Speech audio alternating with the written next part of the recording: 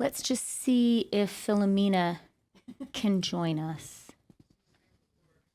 I thought she might have been. Filomena, okay, we're ready to rock and roll. Carla. Hello, everyone. Hier, notre gouvernement a énoncé son nouveau plan dans un discours du trône. Il s'agit de notre vision et de notre plan pour une relance économique forte et équitable, alors que s'amorce cette nouvelle phase de la pandémie. This last 6 months has revealed fundamental gaps in our systems and in systems around the world. For many Canadians, this pandemic has been extremely difficult. We must address these challenges of today and prepare to face them in the future. I'm pleased to announce that this morning our government tabled Bill C2, the Canada Recovery Benefits Act. If adopted, this legislation will create a suite of 3 new benefits: the Canada Recovery Benefit, the Canada Recovery Sickness Benefit, and the Canada Recovery Caregiving Benefit. I've spoken about these benefits before and how they would help Canadians bridge the gap between the emergency measures put in place during the height of the COVID-19 pandemic to today's economic recovery.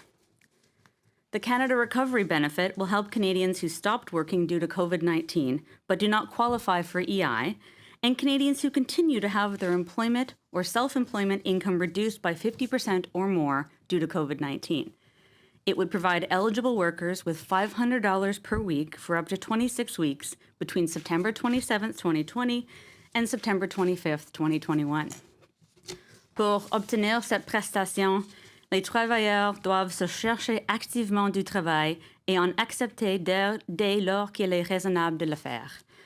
This new benefit will also allow people to earn more than $1,000 in income a month from employment and self-employment income while still receiving the benefit. This will be extremely beneficial for both workers and businesses across Canada. If a person's annual net income for the year is greater than $38,000, then they will be required to repay the benefit at a rate of 50 cents for each dollar above the net income until the benefit amount is reduced to zero. This mirrors our EI Working Well on Claim measure. Like EI, this new benefit will be paid in respect of the previous 2 weeks. This is different from the CERB, which was paid in advance. Afin de relancer son économie de manière sécuritaire, le Canada doit également s'assurer que les travailleurs restent chez eux s'ils ont contracté le COVID-19 ou en présentent les symptômes. La nouvelle prestation canadienne de maladie pour la relance économique éviterait à ces dernières d'avoir à choisir entre leur santé et l'achat des biens essentiels.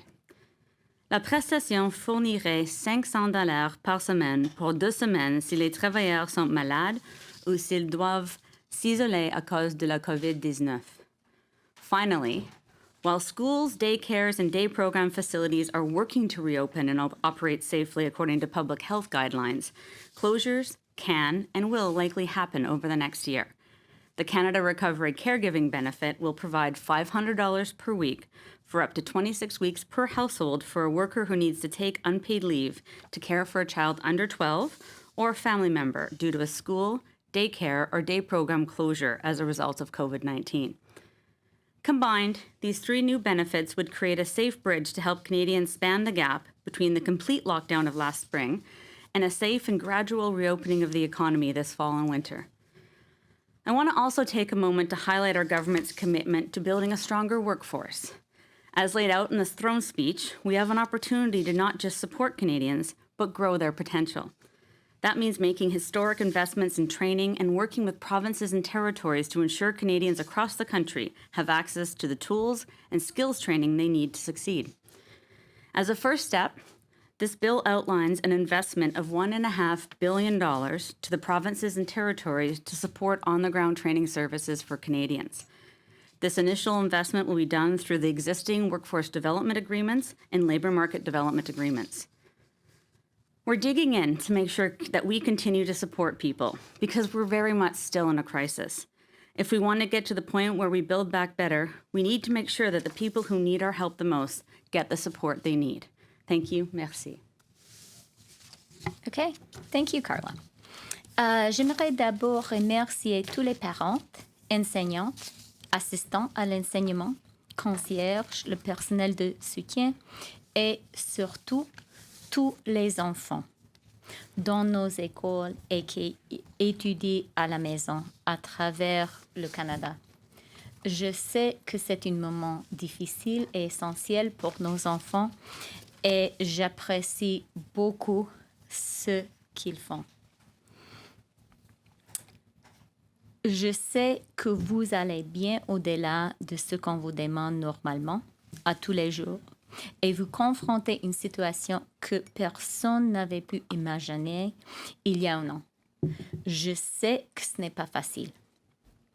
Tous les Canadiens sont de tout cœur avec vous et nous sommes fiers du travail que vous accomplissez.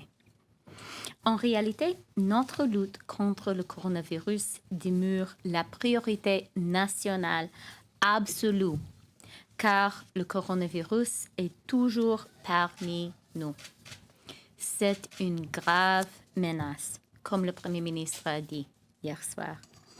Depuis le mois de mars, notre principe en tant que gouvernement est que si nous faisons les bons choix concernant la santé des Canadiens, nous faisons aussi des bons choix tant qu'à l'économie et les emplois. Our principle from the outset has been that the best economic policy is the right health policy. Economic health and recovery is impossible without public health and recovery. That's why our government today is introducing Bill C2, an act relating to economic recovery in response to COVID-19. Very simply, this legislation extends the Public Health Events of National Concern Payments Act, which is set to expire on September 30th, through to the end of December of this year. This act has made it possible for the federal government to help millions of Canadians and hundreds of thousands of Canadian businesses get through this crisis so far through various emergency support programs, including the absolutely essential Canada Emergency Response Benefit, the CERB, that has supported nearly 9 million Canadians. A failure to extend the legislation we are putting forward today could disrupt these payments with very harmful consequences for people's lives, for families, and for businesses across the country. De plus, en étendant cette législation, notre gouvernement pourra continuer d'investir dans les vaccins et les produits thérapeutiques. Nous pourrons aussi continuer de fournir des tests de dépistage et de l'équipement de protection individuelle aux travailleurs du première ligne. In addition, extending the legislation will allow our government to continue investing in vaccines and therapeutics and other essential medicines. It will allow us to continue to support testing and tracing and to buy PPE for essential workers. It will allow us to continue to support the provinces and territories and to improve the capacity of our healthcare system. In short, this legislation will provide ongoing support for Canada and Canadians as we fight the second wave of the coronavirus. That is why we are asking every member of Parliament to work with us to urgently pass Bill C2. And now we will hear from Filomena. Minister Tassi, à vous la parole. Since the beginning of the COVID pandemic, our government has put Canadians first. We have worked to ensure they are healthy and safe and able to make ends meet during this pandemic. We have instituted measures and provided vital information to help Canadians do their part to prevent the spread of COVID-19. We are transitioning away from the Canadian Emergency Response Benefit. We are introducing the Canada Recovery Benefit, the Canada Recovery Sickness Benefit, and the Canada Recovery Caregiver Benefit, as Minister Qualtrough has outlined. We are also changing the Canada Labour Code to enable federally regulated workers job protection while they avail themselves of both the CRSB and the CRCB. Part 3 of the Canada Labour Code will be amended so federally regulated workers can take leave for up to 2 weeks if an employee is unable to work because they have contracted or might have contracted COVID-19, or because they have isolated themselves on the advice of their employer, a medical practitioner, a nurse practitioner, a person in authority, a government or public health authority for any reason related to COVID-19. And for up to 26 weeks in total, if an employee is unable to work due to needing to provide care to a child who is under 12 years of age or to a family member who requires supervised care as a result of COVID-19. These are temporary measures to help Canadians overcome the challenges that they are facing because of the COVID-19 pandemic. We want to ensure that Canadians know that their job is protected if they stay at home to keep themselves and other Canadians safe. These changes are consistent with our program of supporting workers through COVID-19. We have worked collaboratively in an effort to keep workers safe and will continue to do so. Thank you. OK, on est prête à répondre à vos questions. Thank you. Merci. We'll now proceed to questions from the media. One question, one follow-up. We will start with 3 questions on the phone. Operator, can we please get the first question? Thank you. Please press star 1 at this time if you have a question. Veuillez appuyer sur étoile 1 pour toute question. Our first question is from Jordan Press from the Canadian Press. Please go ahead. La parole est à vous.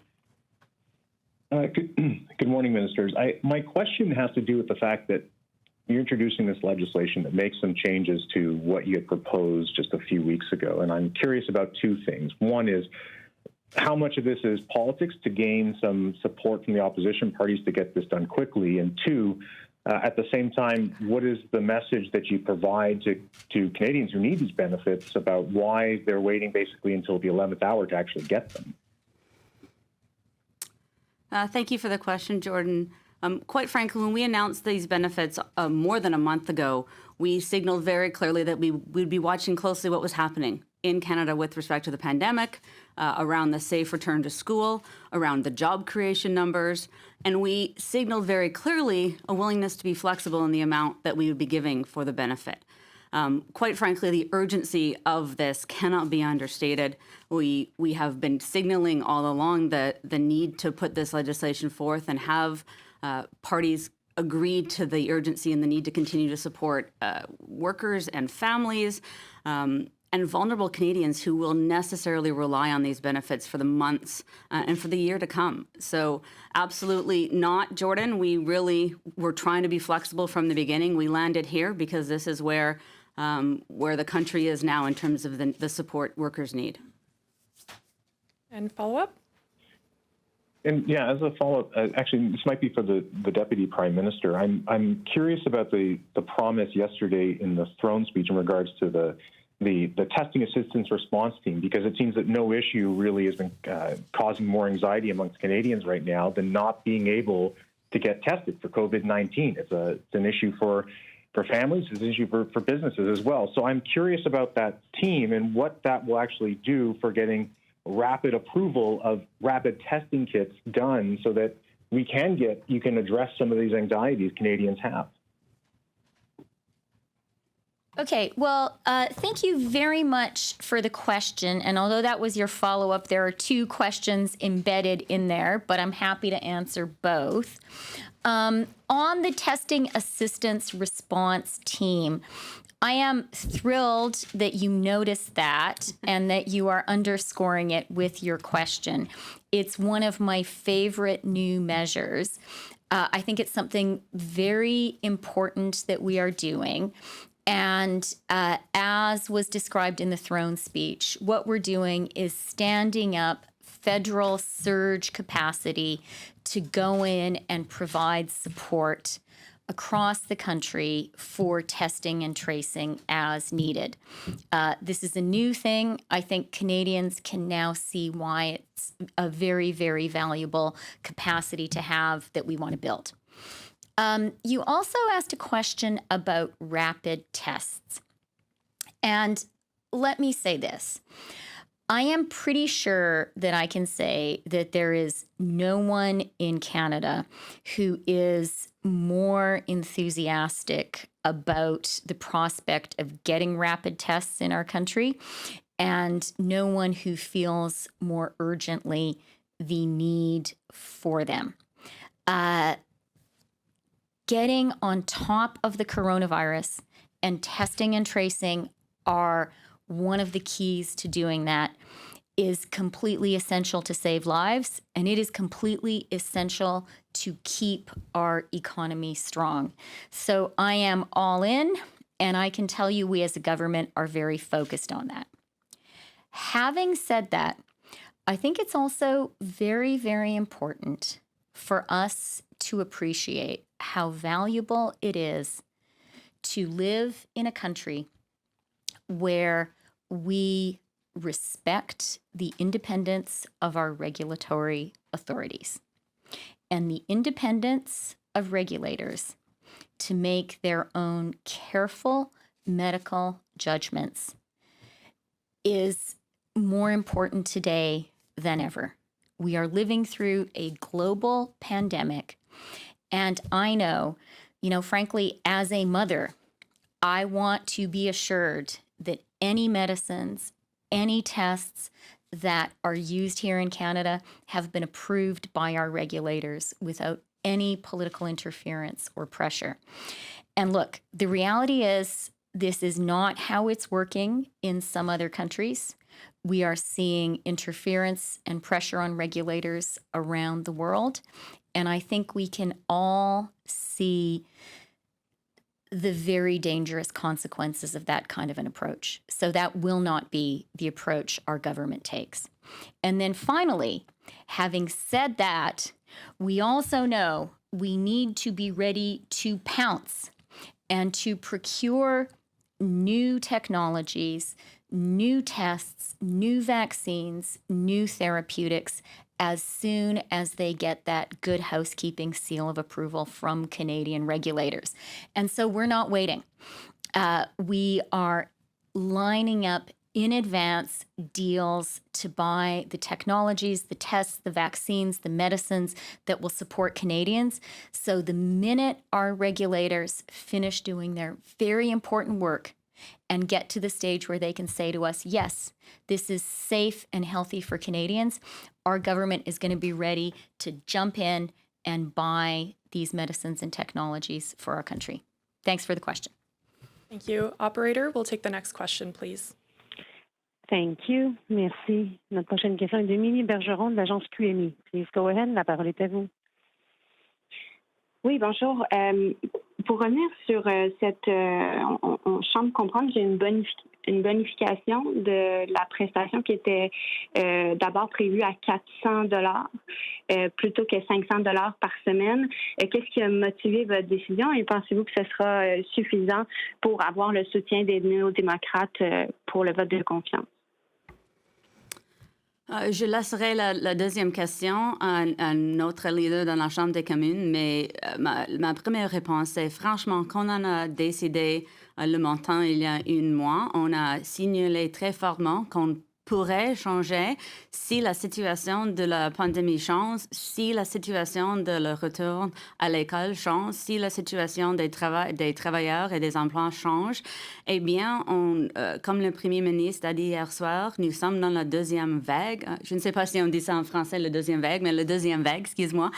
Alors, on a pris la décision de laisser le montant à la même que le PCU pour la continuité et pour aider les travailleurs le plus que possible.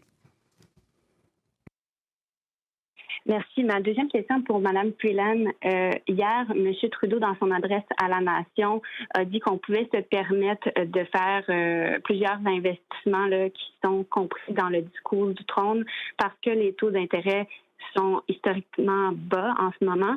Mais qu'est-ce qui garantit que ces taux d'intérêt vont rester bas? Il y a plusieurs experts qui semblent croire qu'ils pourraient remonter éventuellement et que ce n'est pas vraiment un plan pour l'avenir. Merci pour la question. Évidemment, le Premier ministre a eu raison et c'est important de souligner à quel niveau les taux d'intérêt sont bas aujourd'hui. Le code pour le gouvernement de payer les taux d'intérêt pour le Canada aujourd'hui est le plus bas dans 100 ans. C'est vraiment un élément important et c'est un des éléments qui permettent notre gouvernement de faire ce qui est absolument nécessaire pour protéger la santé des Canadiens et aussi pour protéger notre capacité économique. Une autre chose, la deuxième chose importante qui nous donne la capacité de faire ce qui est nécessaire aujourd'hui, c'est que la situation fiscale de notre pays au début de la crise était excellente. Nous avons eu la position la meilleure dans la G7 et c'est une bonne chose parce que ça permet le Canada de faire ce qui est nécessaire pendant cette crise historique. Mais troisièmement, je veux aussi vous assurer et assurer tous les Canadiens qu'on comprend l'importance d'avoir une gestion sage et prudente des finances nationales. Notre gouvernement comprend absolument l'importance de faire ça et on a déjà fait ça et on va continuer de faire ça. Et je dois dire que la chose la plus sage qu'on peut faire aujourd'hui, c'est de continuer la lutte contre le coronavirus. Et c'est vrai que ça coûte cher, mais je dois poser la question et je dois souligner que ça coûtera plus cher de ne pas le faire. Merci. Merci. Nous allons prendre une autre question au téléphone. Thank you. Merci. Our next question is from Bill Curry from the Globe and Mail. Please go ahead. La parole est à vous. Thank you. For Minister Freeland, you mentioned earlier that another part of this bill extends the emergency payment section, which has language allowing you to spend all money required to do anything in relation to COVID-19. That was supposed to expire this month. It's going through now till the end of December. That clause was very controversial when it was originally brought in. Now that the House of Commons is sitting regularly, MPs can vote remotely. Why not just propose individual spending items to Parliament as they come along instead of giving Cabinet this sweeping power over the next 3 months to spend all money required to do anything? Thanks for the question, Bill. And when you look carefully on the legislation that we have put forward, we have outlined in a lot of detail the specific spending measures that we are putting forward. We've been careful to ensure that these are spending measures directly connected to the fight against coronavirus. This is spending directly on healthcare, on things like vaccines, testing, and therapeutics. And it is spending on supporting Canadians as we do the necessary but economically difficult things we need to do to fight the virus. So we understand the responsibility to let Parliament and Canadians know what we're going to be spending the money on. And that's why we have offered a detailed schedule of the spending. I will also say that that detailed schedule doesn't cover every single thing that we may need to do in the fall. And we definitely do foresee that we will need to come back to Parliament and put forward additional programs as the need arises. Thanks. And one follow-up. Yes, on the wage subsidy extension that was announced in the throne speech, I know it's not part of this bill, but people were unclear yesterday. Given that the wage subsidy was scheduled to be phased out over the next few months, when you're extending it, at what levels are you extending it? Can either of you clear that up, please? I'll take that question, Bill. It's a very good question. What has become clear to us as we have seen rising cases of coronavirus and truly a second wave in our four most populous provinces is that in addition to continuing our healthcare fight against coronavirus, we do need to extend support to Canadians and to Canadian businesses during this fight. So we will be extending the wage subsidy. The specifics on how we are going to do that, in terms of the specifics on how we are going to do that, we'll have more to say about that soon. All right, we'll take questions in the room now. Go ahead.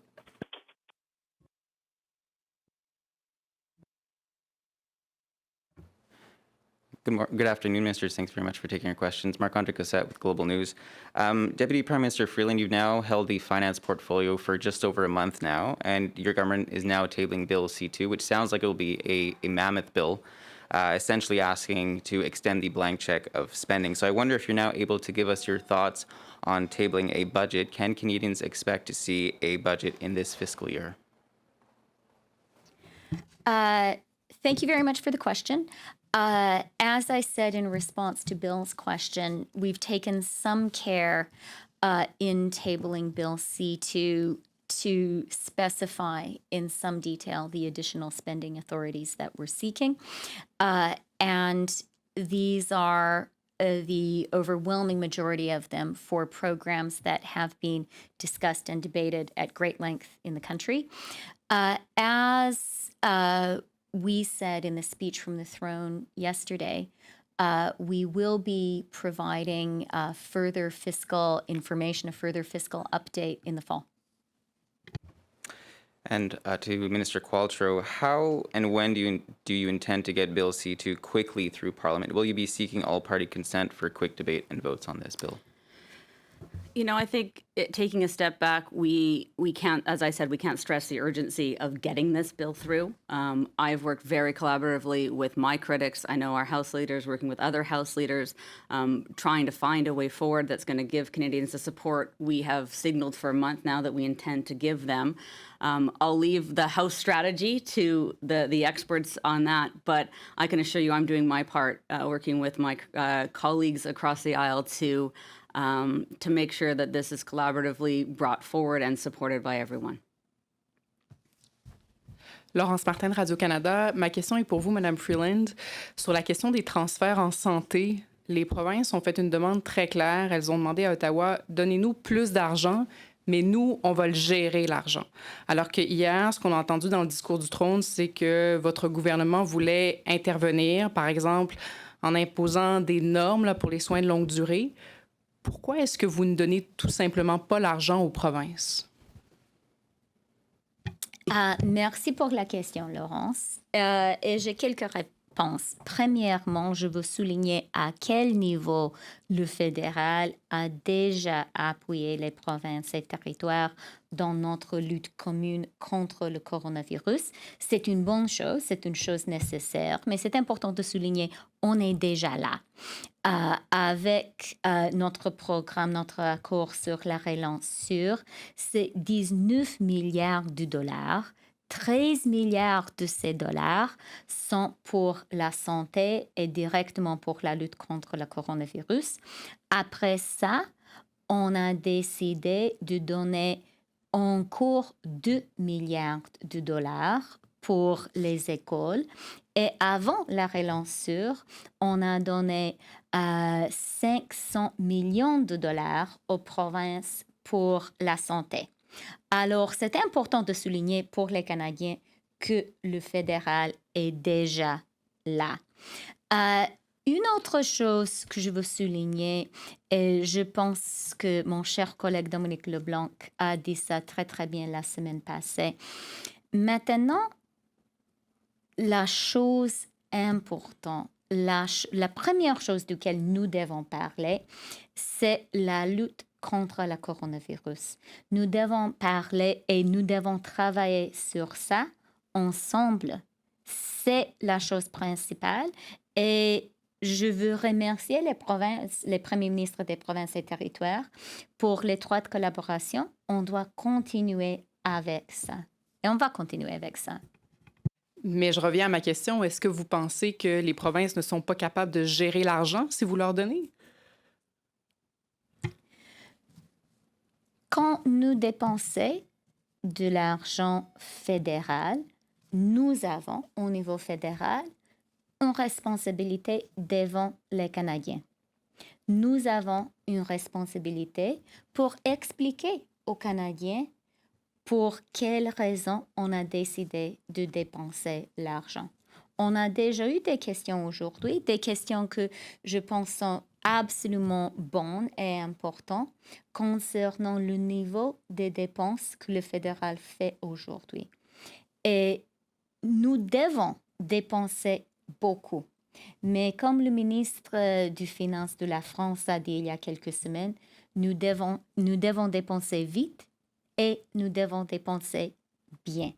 C'est notre devoir aujourd'hui et nous avons vraiment une responsabilité au fédéral d'assurer les Canadiens que nous allons dépenser bien et nous avons un devoir, une obligation devant les Canadiens d'expliquer quelles sont les raisons pour lesquelles l'argent sera dépensé. Hi, Ministers. Tom Parry from CBC. Minister Qualtrough, the NDP's expressed a lot of concern about people transitioning off the CERB, losing benefits. Does this legislation take that into consideration? And also, given that we're going into a second wave, why not just extend the CERB? Really good and important questions. I'll answer the second one first. So the CERB was put in place at a time when we basically shut down the economy and asked people to stay home. And we didn't know then what was coming, and we didn't know what we didn't know.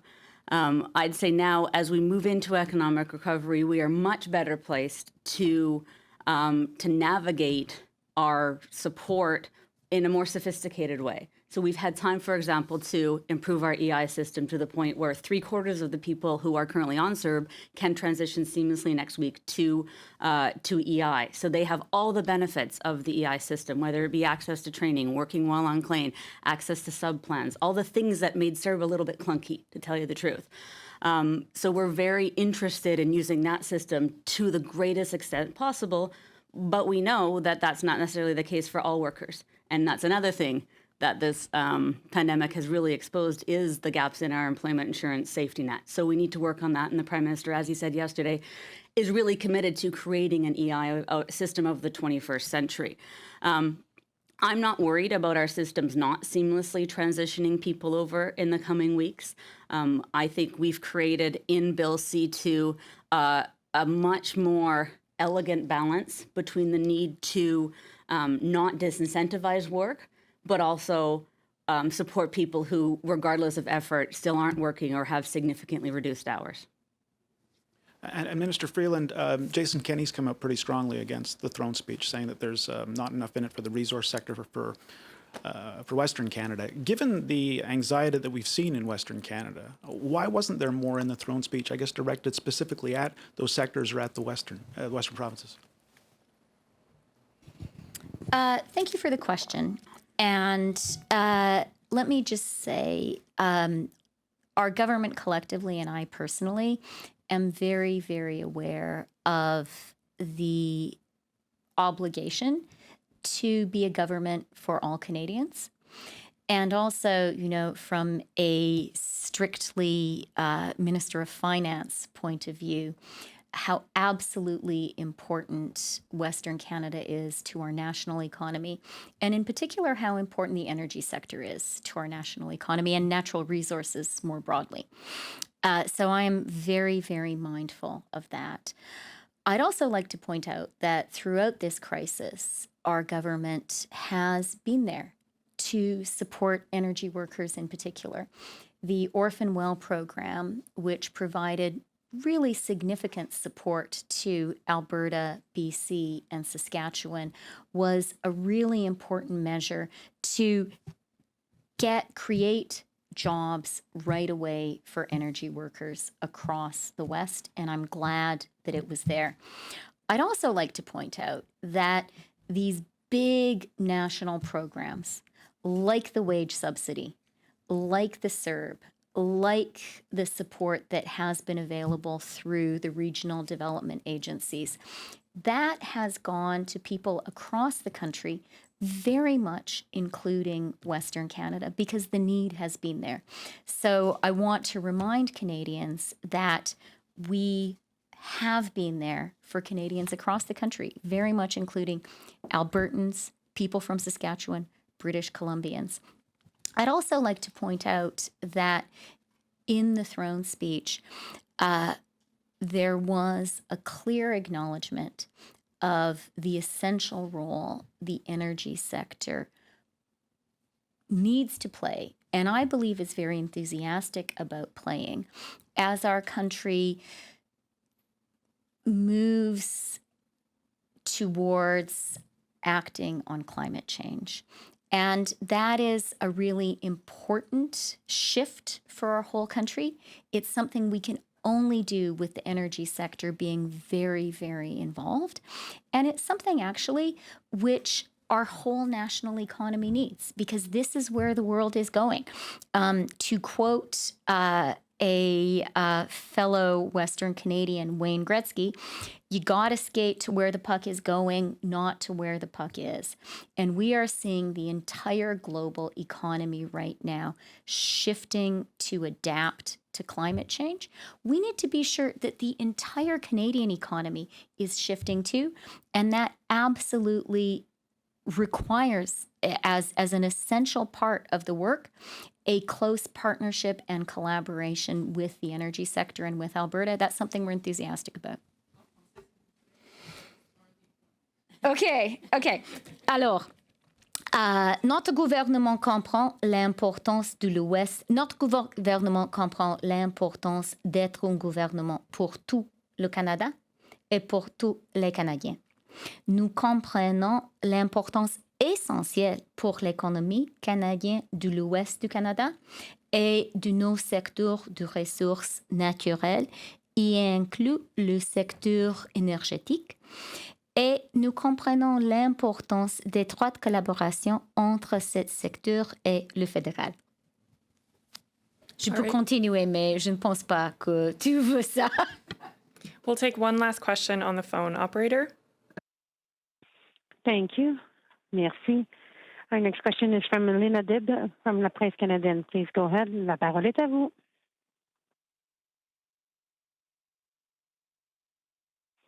Ms. Dib, your line is now open. I do apologize, having no response. We'll proceed with our next question from David Aiken from the Global News. Please go ahead. La parole est à vous. Well, thank you very much. Mr. Freeland, I just wanted to come back to what you were asked earlier today about committing to a budget, not COVID spending, because, of course, as you know, we spend about $250 billion a year on things not related to COVID, economic development agencies, research by NRCan, you name it. So that's the context in which I'm wondering if you could speak to presenting the government's spending and revenue plan in the current fiscal year. Are you committed to doing that? The throne speech was clear that in the fall we will be presenting a fiscal update. Follow up? Okay, thank you. And Minister Qualtrough, if I can come back to you on the process question. I know you're not the House Leader, and certainly we'll be following up with them.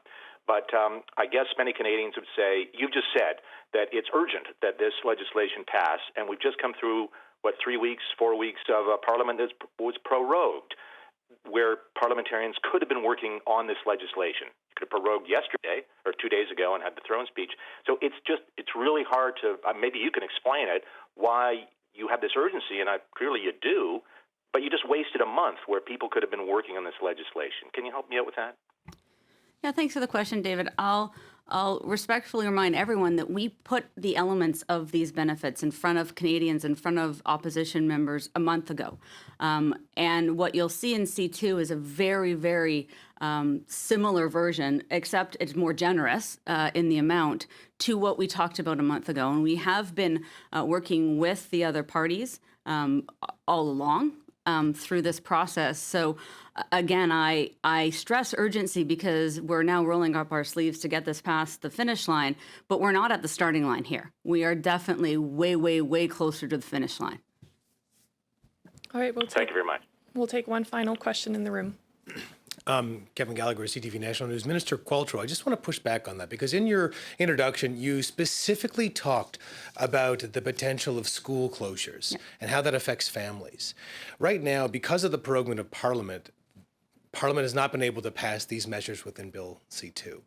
And specifically with the benefit, there have been many parents that have been left with uncertainty as their schools have been closed down. Their households have been quarantined because of COVID scares at those schools.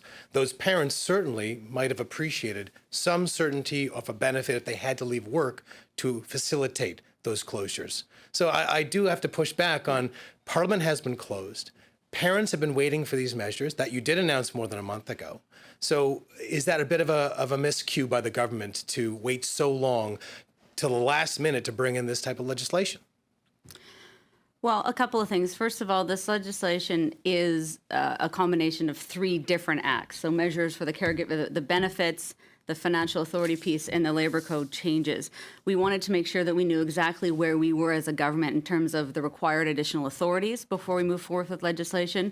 We signaled a month ago, as I said, which I don't think is unimportant, very specific details about these benefits. And I've reiterated this as often as I can, that this is what you would expect to see in the legislation. This is exactly what you're seeing in the legislation. There are no surprises, as I said, except for the important note that we're being more generous in the case of the recovery benefit. I firmly believe we're going to bring this through both houses in time, and there will not be a disruption in benefits. But again, I take your point on the urgency.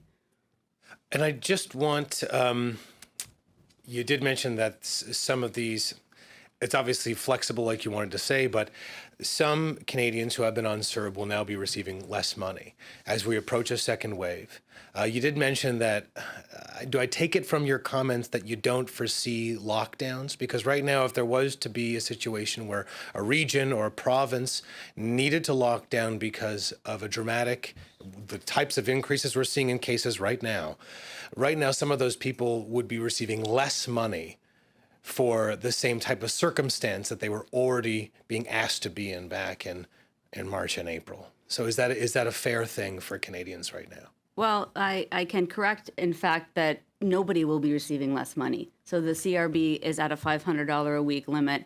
We will be ensuring the minimum amount people get on EI is $500 a week as well. So in fact, this is exactly going to be now what people have been receiving on CERB for 26 of the next 52 weeks. OK. Je veux clarifier que tout le monde va recevoir le même montant sur la nouvelle prestation que sur le PCU. Ça va être $500 par semaine, exactement comme le PCU. Et si vous recevez l'assurance d'emploi, vous recevrez aussi $500 par semaine. Alors, ça ne va pas changer le montant d'études. La nouvelle loi dit spécifiquement que c'est $500 par semaine pour toutes les prestations. Merci, c'est ce qui met fin à la conférence de presse d'aujourd'hui.